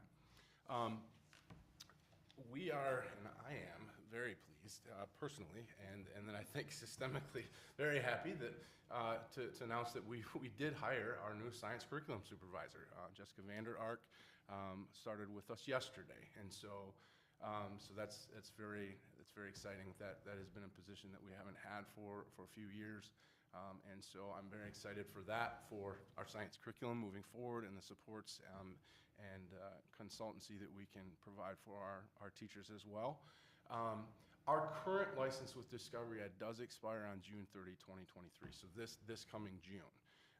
And this proposal is for a one-year extension of Discovery Ed, really to allow for our full adoption process to take place. So to completely review, vet, other resources, including Discovery Education, and then follow the full process to advise both the Academic Achievement Committee and Instructional Council on next steps from potential pilots and even into a full adoption. So the new curriculum supervisor, one of their primary tasks throughout this summer into the next school year would be to convene a science advisory committee similar to what is happening in mathematics currently to begin that process. So and the one-year extension will allow that to happen without having a lapse in services. So we want to avoid that. If the contract expires, then that service would drop from both for our scholars and our staff. This is the dollar amount associated with a one-year extension. So this would allow, though, for that flexibility without having to we're not in a position to make a decision on a new curriculum at this point. We want to make sure that we follow process. So really, though, this is the ask, is that support with the one-year extension to ensure that we have that continuity of instruction and resources, but then also allow for the full adoption process to take place so that we can actually really convene all the entities that would make up the advisory committees, go through the plot process, review the materials, similar to, as we mentioned when we met previously around our adoption process, and continue that work. So. When you say you want to extend it for 1 year, are you talking about the pilot? No, so just to be clear, we have had Discovery Education for the last 6 years. That's been our core curricular resource. And this extension is simply to allow enough time for us to do the full review and adoption process with committees. Okay. And then make an advisory on whether we choose to pilot or adopt another resource, that sort of thing, looking at the end of, it would be by June of 2024 then. Okay, so this would be a curriculum that would be in all the schools eventually? It is currently. So we have had licenses, and this is our current curricular resource, K-12. Okay. So this is all of our course syllabi, elementary through high school, are aligned to this. Everything is in there, yep. Okay. All right. Yep. And this did follow the process. I mean, it's a similar process that we walked through when we did the initial adoption. This was the process that we followed, to adopt Discovery Education. But it is time to do a complete and full review. Resources have changed. We want to make sure that we're meeting the needs of our scholars and families and staff. And so it is important that we do a full review and adoption with the committee. So. Is this a supplemental, or is this the Core curriculum? This is the core. Okay. Yep. So I guess my question does lie in, I guess frankly, is a year enough? I mean, considering someone just started yesterday, they need to convene a committee. That committee needs time to really vet things, and I guess my concern is if that committee determines that another curriculum is more appropriate, then I'm thinking about the classroom impact and switching curriculums and teachers having enough time to really wrap their arms around a new curriculum. Would it behoove us to lock ourselves into this for at least 2 years, to not have that committee be in a position where it feels rushed, maybe even biased to stay with this because of the training components that would have to come with switching, and would it really do its true job, I guess? Yeah, I think those are all legitimate questions, Mr. Ross, and we do want to make sure. I think the the process needs to be followed, right? And we want to allow time for that process to be followed without pressure, as you say. The 1-year extension is allowable through our current ESSER funding. We could extend for an additional year if in fact that was, a determination of the committee. We could extend 2 years now. I do believe that there is time to convene and begin that review process. As you say, it will depend on sort of the timing of the way the committee convenes and the findings that they have, though, so. And I guess like I said, I guess my bigger concern was, and again, I don't know what sort of, and maybe you could speak to that, and what would be ideal timeline for a committee to make a curricular recommendation? Maybe that'd be a question first. Yeah, a 1 year is a pretty reasonable time frame to make a recommendation based on a review, and then even if we did a pilot for a semester or even better than a semester. I think one of the things to note is that once we actually choose to adopt, then there's the process. We have to make sure that it's about 3 to 5 years actually by the time we actually do all of the training and support and full adoption and implementation. So there's time involved with that. Our goal would be that when we would really engage this advisory committee to really dig into the resources that are available now and begin at least doing that research to narrow down to those 1 to 2 resources that we might consider piloting on top of whatever we know already about Discover Education. In some ways, this will buy us time and space to really situate us to do it well. I think those are great questions, but it will buy us time and space to get into it. Gotcha. So obviously, I guess you're looking for a recommendation from this committee to bring that to the board for a vote to approve the extension. That is the ask, yes. Yeah. Questions, comments? No, I appreciate doing an extension versus rushing something, and I'm always looking for the purpose of the purchase and, the process you went through to get to this is the answer, and then how are the staff that will be impacted and be involved. So those are the 3 things I'm always looking for, but it seems like a year would be a great time to do that. And then I always encourage, I mentioned this at the last work session we had too, it's really, one of the easier things is to choose something and say, okay, this is what we're going to do. The harder thing is to make the conditions in which the growth can happen. And whenever we pick things like Teaching Works or Discovery Ed, those are huge things that we're asking our teachers to do. And so just creating the conditions, if there's any way we can help create those conditions, especially as I say every time, we really need to look at the contract for how we can create the conditions so that growth can happen, so that whatever we choose can be well supported. Because we all know there's a lot of curriculum out there that would be great, but it's how we implement it that matters the most. So if we can help in that regard, that would be our most important piece.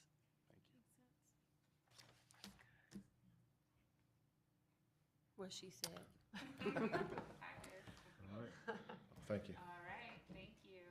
So the next item, I think we're going to tag team a little bit. But you grab that other mic. Yeah. Thank you. So maybe I will do the what and why, and Mr. Harper will do the how. And so for me, the what is certainly Elevate K-12 proposal. And if I would back up, we've been experiencing this great resignation in terms of the number of vacancies of our core teaching positions in particular. And in my ideal state, every classroom, every building would have a certified teacher in it, and it is a struggle. And I think some Plan B answers could be found in Elevate K-12. And there has been a group of individuals who have traveled to Chicago, but there have been multiple meetings also, in addition to some of the initiatives and strategies from our HR department in terms of filling all positions. And just last night, I think you all heard the number of current vacancies we have and the number of offerings that are out there. But my thing is every classroom, every scholar has a certified teacher in it. But because of what we've been through, having a Plan B or Plan C, or really what I call a scholar safety net. And so for me, Elevate K-12 offers this opportunity for us to stream in certified teachers in core classes. It could be elective classes also, but core classes. So a certified person whom is familiar with our Michigan standards, and this is their trade, to be streamed in. They're streamed in, and they have a national, perhaps international database. In the classroom with our scholars is still a live person managing, establishing relationships, et cetera. There's training and all of that. But this offering to know that we always have this safety net of you are still going to have access to a certified teacher to deliver curriculum instead of not. It feels like that is the safety net, in addition to all the other strategies. So that's what this presentation is about. How do we create a plan B, plan C, so we never drop below this baseline? So what we're gonna do now is, you do it. So this is the how. So I just covered the what and the why in my mind, and now this is the how. And so let's make this interactive. Sure, yep. So just like all of our other presentations, drawing connections to our strategic plan and strategic themes. And of course, increasing mathematics and literacy proficiency, but also increasing empowerment, belonging, agency of our scholars. And I do want to call out, I mean, this safety net is important. We want to make sure that we are doing everything that we can to ensure that all scholars have certified, qualified teachers in front of them, right, in the classroom. And so that's critical. It is. The other piece, and I am going to be quiet about this, but I am worked up in terms of this is critical. Like every classroom having it. The other piece that Mr. Harper will allude to is being nimble enough for, as we continue to recruit for that real life person in the classroom with them, that when we get that person, this goes away. But it is always a safety net that's there available. So it's not to take away from our real live face-to-face structure by any means, but it is to say we learned some things during COVID in terms of if we absolutely need to, we can bring this in, but our ideal state is somebody being right there with them to do this. But when it's not there. Right. So we know for sure that nothing replaces the classroom teacher, right? That's our goal, as Dr. Lovelace Mitchell said. But when we struggle to find somebody to teach in person, Elevate K-12 does offer that flexibility to bring a certified substitute teacher into the classroom in a virtual setting, okay? So it's not a substitute like we think of traditionally, where somebody with a certain number of credit hours, right, that can come in. Not that there's, we love our substitutes and they do a wonderful job for us, but this is more of when we have that situation where we just cannot staff that classroom for whatever reason with a certified teacher. This becomes that safety net. And so the Elevate K-12 provides a certified teacher and a dynamic platform that allows our scholars to engage in real time in a live class setting. So all scholars are in a classroom, right, using devices and projection and actually proprietary sound equipment with Elevate K-12, so that the audio, the video, the interaction with the teacher as live and dynamic as possible to make it feel like a regular classroom. Another critical component of this is actually the classroom coach, right? Which is another live adult that's in the classroom with the scholars, helping build relationships with scholars, helping create that classroom community, but also serving as that support structure to help scholars engage and interact with the certified teacher, which is online. They also serve as that direct adult communication point between the live certified teacher online and the classroom. And so when they're having conversations around, for instance, gradebook and documenting scholar progress, there's a dashboard. That classroom coach works very closely with that certified virtual teacher.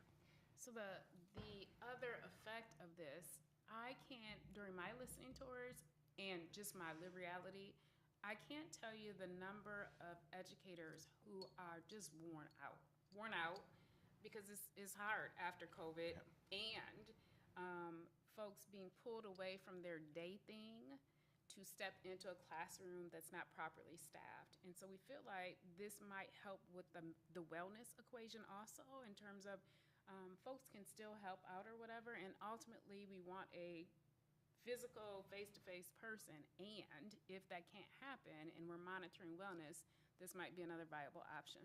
Yeah, and that leads right into those alternatives to all the other things that we're, many of our scholars and staff members have been experiencing, right? And this would be an alternative to that. So this gets into some of the examples of what I just described. So you have your Elevate certified substitute teacher that live streams into the classroom. Then we have a trained adult in the classroom that serves as the classroom coach. Now that does not have to be a certified teacher, but this individual is trained to work within the environment, understands how the platform works, how the interaction with the virtual substitute is, and then learning happens live and synchronously. So it's just like walking into a classroom if you have a face-to-face teacher in the class. As Dr. Lovelady Mitchell mentioned, a couple of us did actually see this live in action is what I meant to say, in Chicago Public Schools just prior to the pandemic. So, and it is a dynamic learning environment. So, and does, again, I believe is a viable option to look at for ensuring that our scholars have certified teachers in front of them. Now, is this something that it wouldn't be just for a day here or a day there? It would be for the whole year if we can't find the person to fill that job? It is more permanent than that, Okay. right? Yet at the same time, nimble enough for if we can, when we do find someone, that there is a transition or Period of phasing time. out. So, Okay, yeah, it's not for your one day right, no. Okay. substitute. Mhm. Right. Yeah, so this is just kind of a very high level overview, but this is what Elevate does provide for our scholars, and just to give you a sense of what does this look like. And so the curricula and lesson plans, they do, while they are very much aligned to our the standards in the state of Michigan related to all of our either Common Core or Michigan Merit Curriculum.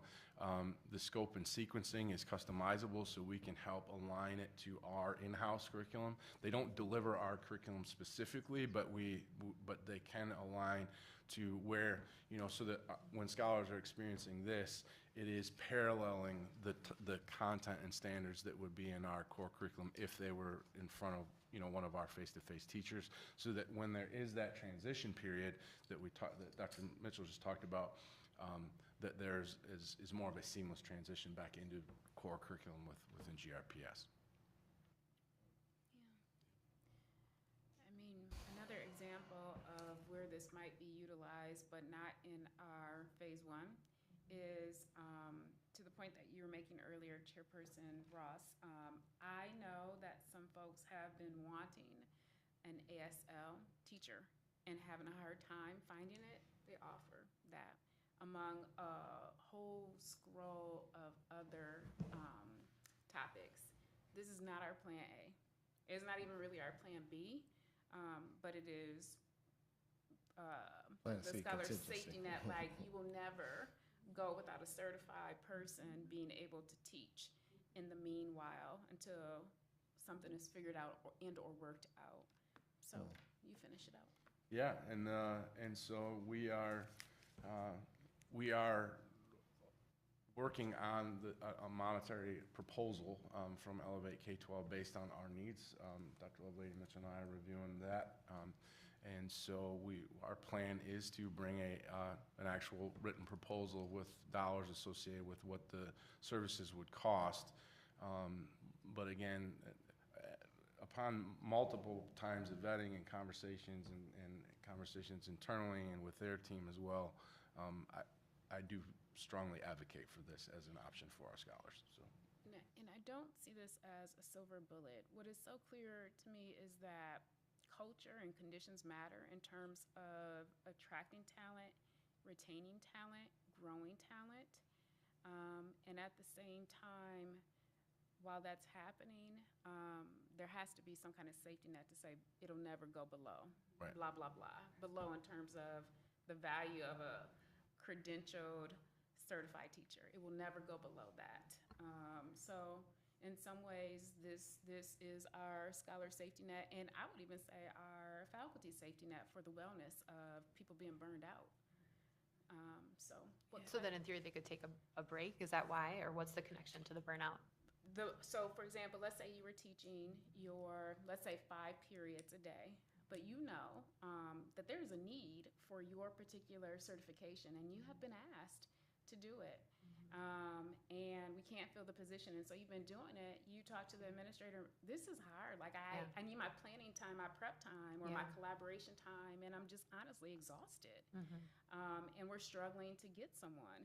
And so it's either on the front end or after experiencing something like that, we have other options. People frequently say, the reading interventionist or whatever, the principal. We have principals who have had to sub in classrooms, not just a week, but long term. So that does tax them. And so that's what I'm talking about in terms of wellness, or like when we talked about having a platter instead of a plate. This might be a more viable option in terms of we can still support, rally around, and team the class, and monitor all of that. It's just one more option. So that's. So this person would be online then, and then the kids would be in the class. And what about, would there be another adult in the room? Yes. Okay. Let's play this out for a second. Let's say you're the class, so you're our scholars. I'm on Zoom. It's not Zoom because they have their own technology. And then Mr. Harper is with you, physically managing, building relationships, troubleshooting. But I'm being not zoomed. I'm being whatever, beamed in. Academic, Right. Yeah. It's kind of But like that. this Did I- person, Yeah, absolutely, and that's, I just put backed up in the slide, but that second. Oh, yes, I see bullet, that now. classroom Sure coach read is that. what Dr. Lovelady Mitchell's referencing, is that individual that's in the classroom, trained to facilitate this environment and be that support structure for our scholars, and also being that, being that liaison and communicator between the classroom, the virtual substitute teacher and the classroom. So it really is, scholars will still, the intent is that scholars still feel like, yes, your teacher is online, but you have this other adult in the classroom that is really, for all intents and purposes, they're working closely together. And it's still not cold. Like as me being beamed into the classroom, I'm not cold and distant. I'm still trying to engage because we get that relationships accelerate learning.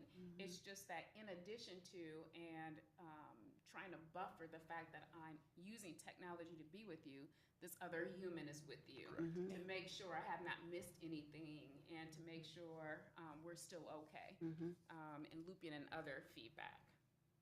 so these people would not have to be specially trained. They could be teacher aides or? Correct. They would be trained in as far as the facilitation aspect of the classroom environment, and also receive support, to troubleshoot the technology, to make sure that is piece in there. But they're not necessarily have to be a certified teacher. The certified teacher would be the individual that would be streamed into the classroom. Yeah. Yeah, I mean, last thing, sorry. I can't properly build and manage systems of my building if I'm always in a classroom teaching. I can't sustain going home, grading paperwork, creating lesson plans, and then running the building and teaching the classroom. I mean, I can, but at a cost. That's the connection that I'm trying to make in terms of this is a safety net for our scholars and our faculty and staff. And it's not our plan A, but we have to have another option. I feel like the way we do school overall just has to be, like, we have to rethink that, right? And using technology is what our kids have to get used to. Like, my staff are taking CPR online, like, and, we're doing more and more with technology. And we look at different countries, this just looks like advancement in education for me. And although, it's not ideal, right? It's kind of where we are going, as a world. Yeah, and So I just think that I appreciate you all just even using this as an option when some people be like, oh, no, never, you know, like really taking chances and doing things that are different. And so I appreciate that alone. But, Thank you. and like you said, principals in classrooms for weeks on top of weeks, what are they not getting done? Right. You know, I just met with somebody saying like, I was trying to get in touch with this principal, but he's been in a class. So, you know, just seeing that our administrators are teaching and our students are having teachers, substitute teachers all year, and then our administrators being, you know, evaluated on academic outcomes when they don't have teachers is really sad. So I would be in support of exploring this further as well. Yeah, I agree with that. I think definitely exploring this seems, I guess, almost foolish not to. But I guess in thinking about moving this forward and sort of anticipating anyone who may be in opposition, I guess, I think about a few things. I guess I just offer these in for future argument, for lack of a better word. Obviously, cost is always going to be a consideration, so I have no idea at this point what this costs, but it may be wise to consider, let's say if we had this in 22, 23, if we could estimate sort of what we may have spent on this and sort of juxtaposing that with, because the argument might be made by some, well, if we spend X amount of dollars on this, how about we just put that in increase teacher starter pay to attract more teachers. I'm not saying it's that easy, but I'm just saying, you know, that sort of thinking will definitely be there. And so I guess that's one thing. And secondarily, when I think about the classroom coaches, I mean, I personally like the concept, but I guess I'm also wondering the people to serve in that role, where might we pull them from, or will we be creating sort of a new role within the district to some degree? I don't necessarily think that's what we would be doing, but I think that's also another practical sort of question, because the model is one thing, but if you don't have the people to pull in to be classroom coaches, then obviously that sort of pulls the rug from the model. So, you know, so what that might look like, what ideas we have for that.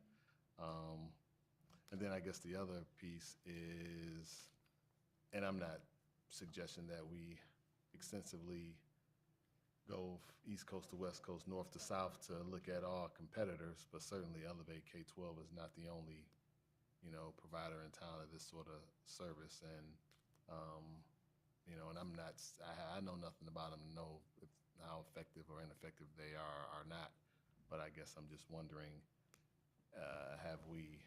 do we have any sense of their outcomes in relation to whomever their competitors might be? Okay. And if we don't have that, that just may be something good to offer out there when the time comes to. Great questions.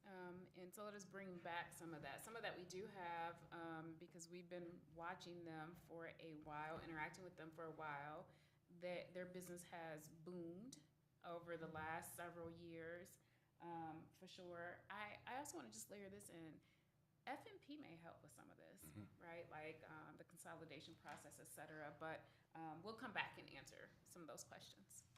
What additional questions? Yeah, I'm just thinking, so at first, and I'm sure probably you guys too, when you first started this, you know, my heart kind of beats like, oh, we are privatizing teaching. We're going to have a situation like Dean where we have no options and it's monopolized. And that's not how I currently feel, but that is a lot of the things that surface. So in light of my three things that I'm always saying is, what's the purpose? How does this meet the purpose? And then how are teachers, the staff impacted, been involved in the decision-making?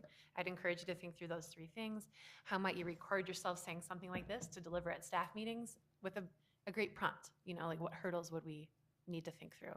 But to involve the staff in this would be essential, because it is very common to hear this and only hear the surface of like, I can be replaced in the classroom, which is not what you're saying, but it would be easy to take it that way.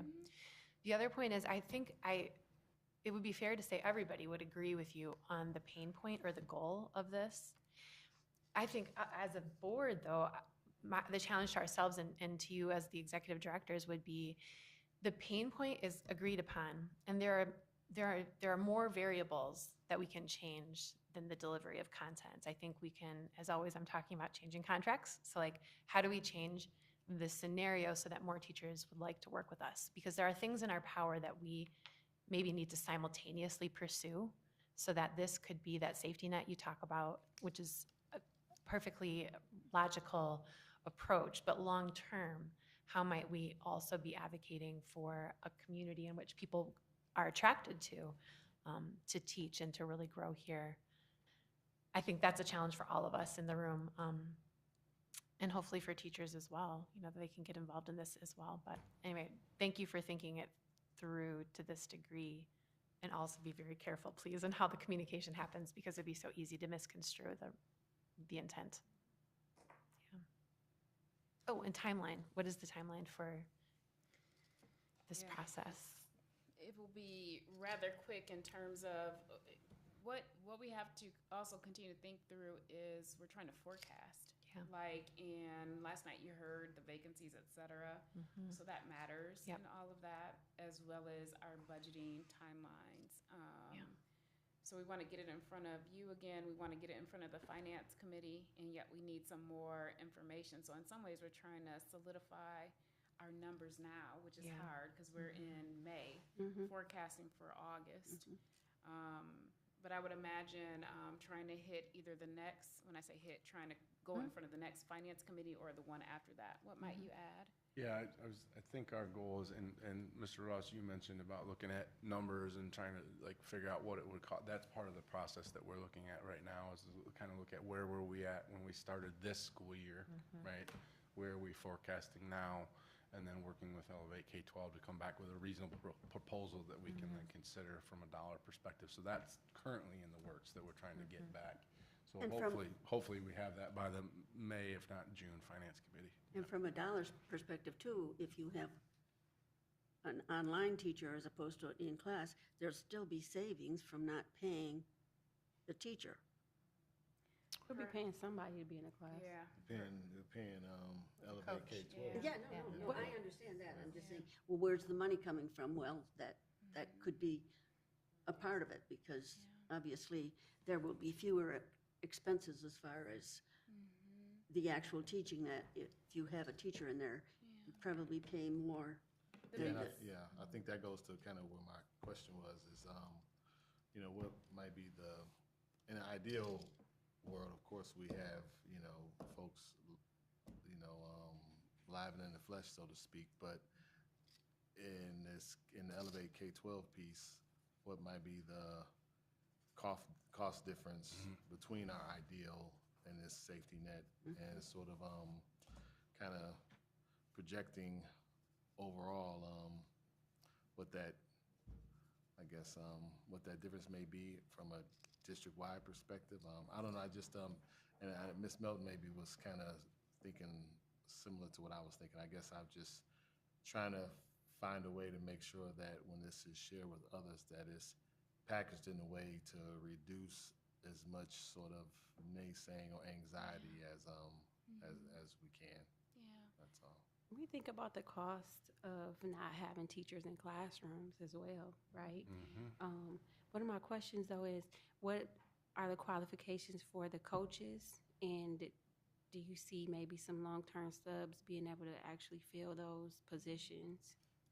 Yeah, and so maybe what I can do is try to put together a summary or something of that part, as well as what you asked Edie Cheney related to the Promised Neighborhood and the scope of community work, and then send that back to you. And what I'd like to do is just start sending maybe a summary anyway of our meetings by the Friday or Monday after, because I might make it easier, I think, in terms of taking all the notes.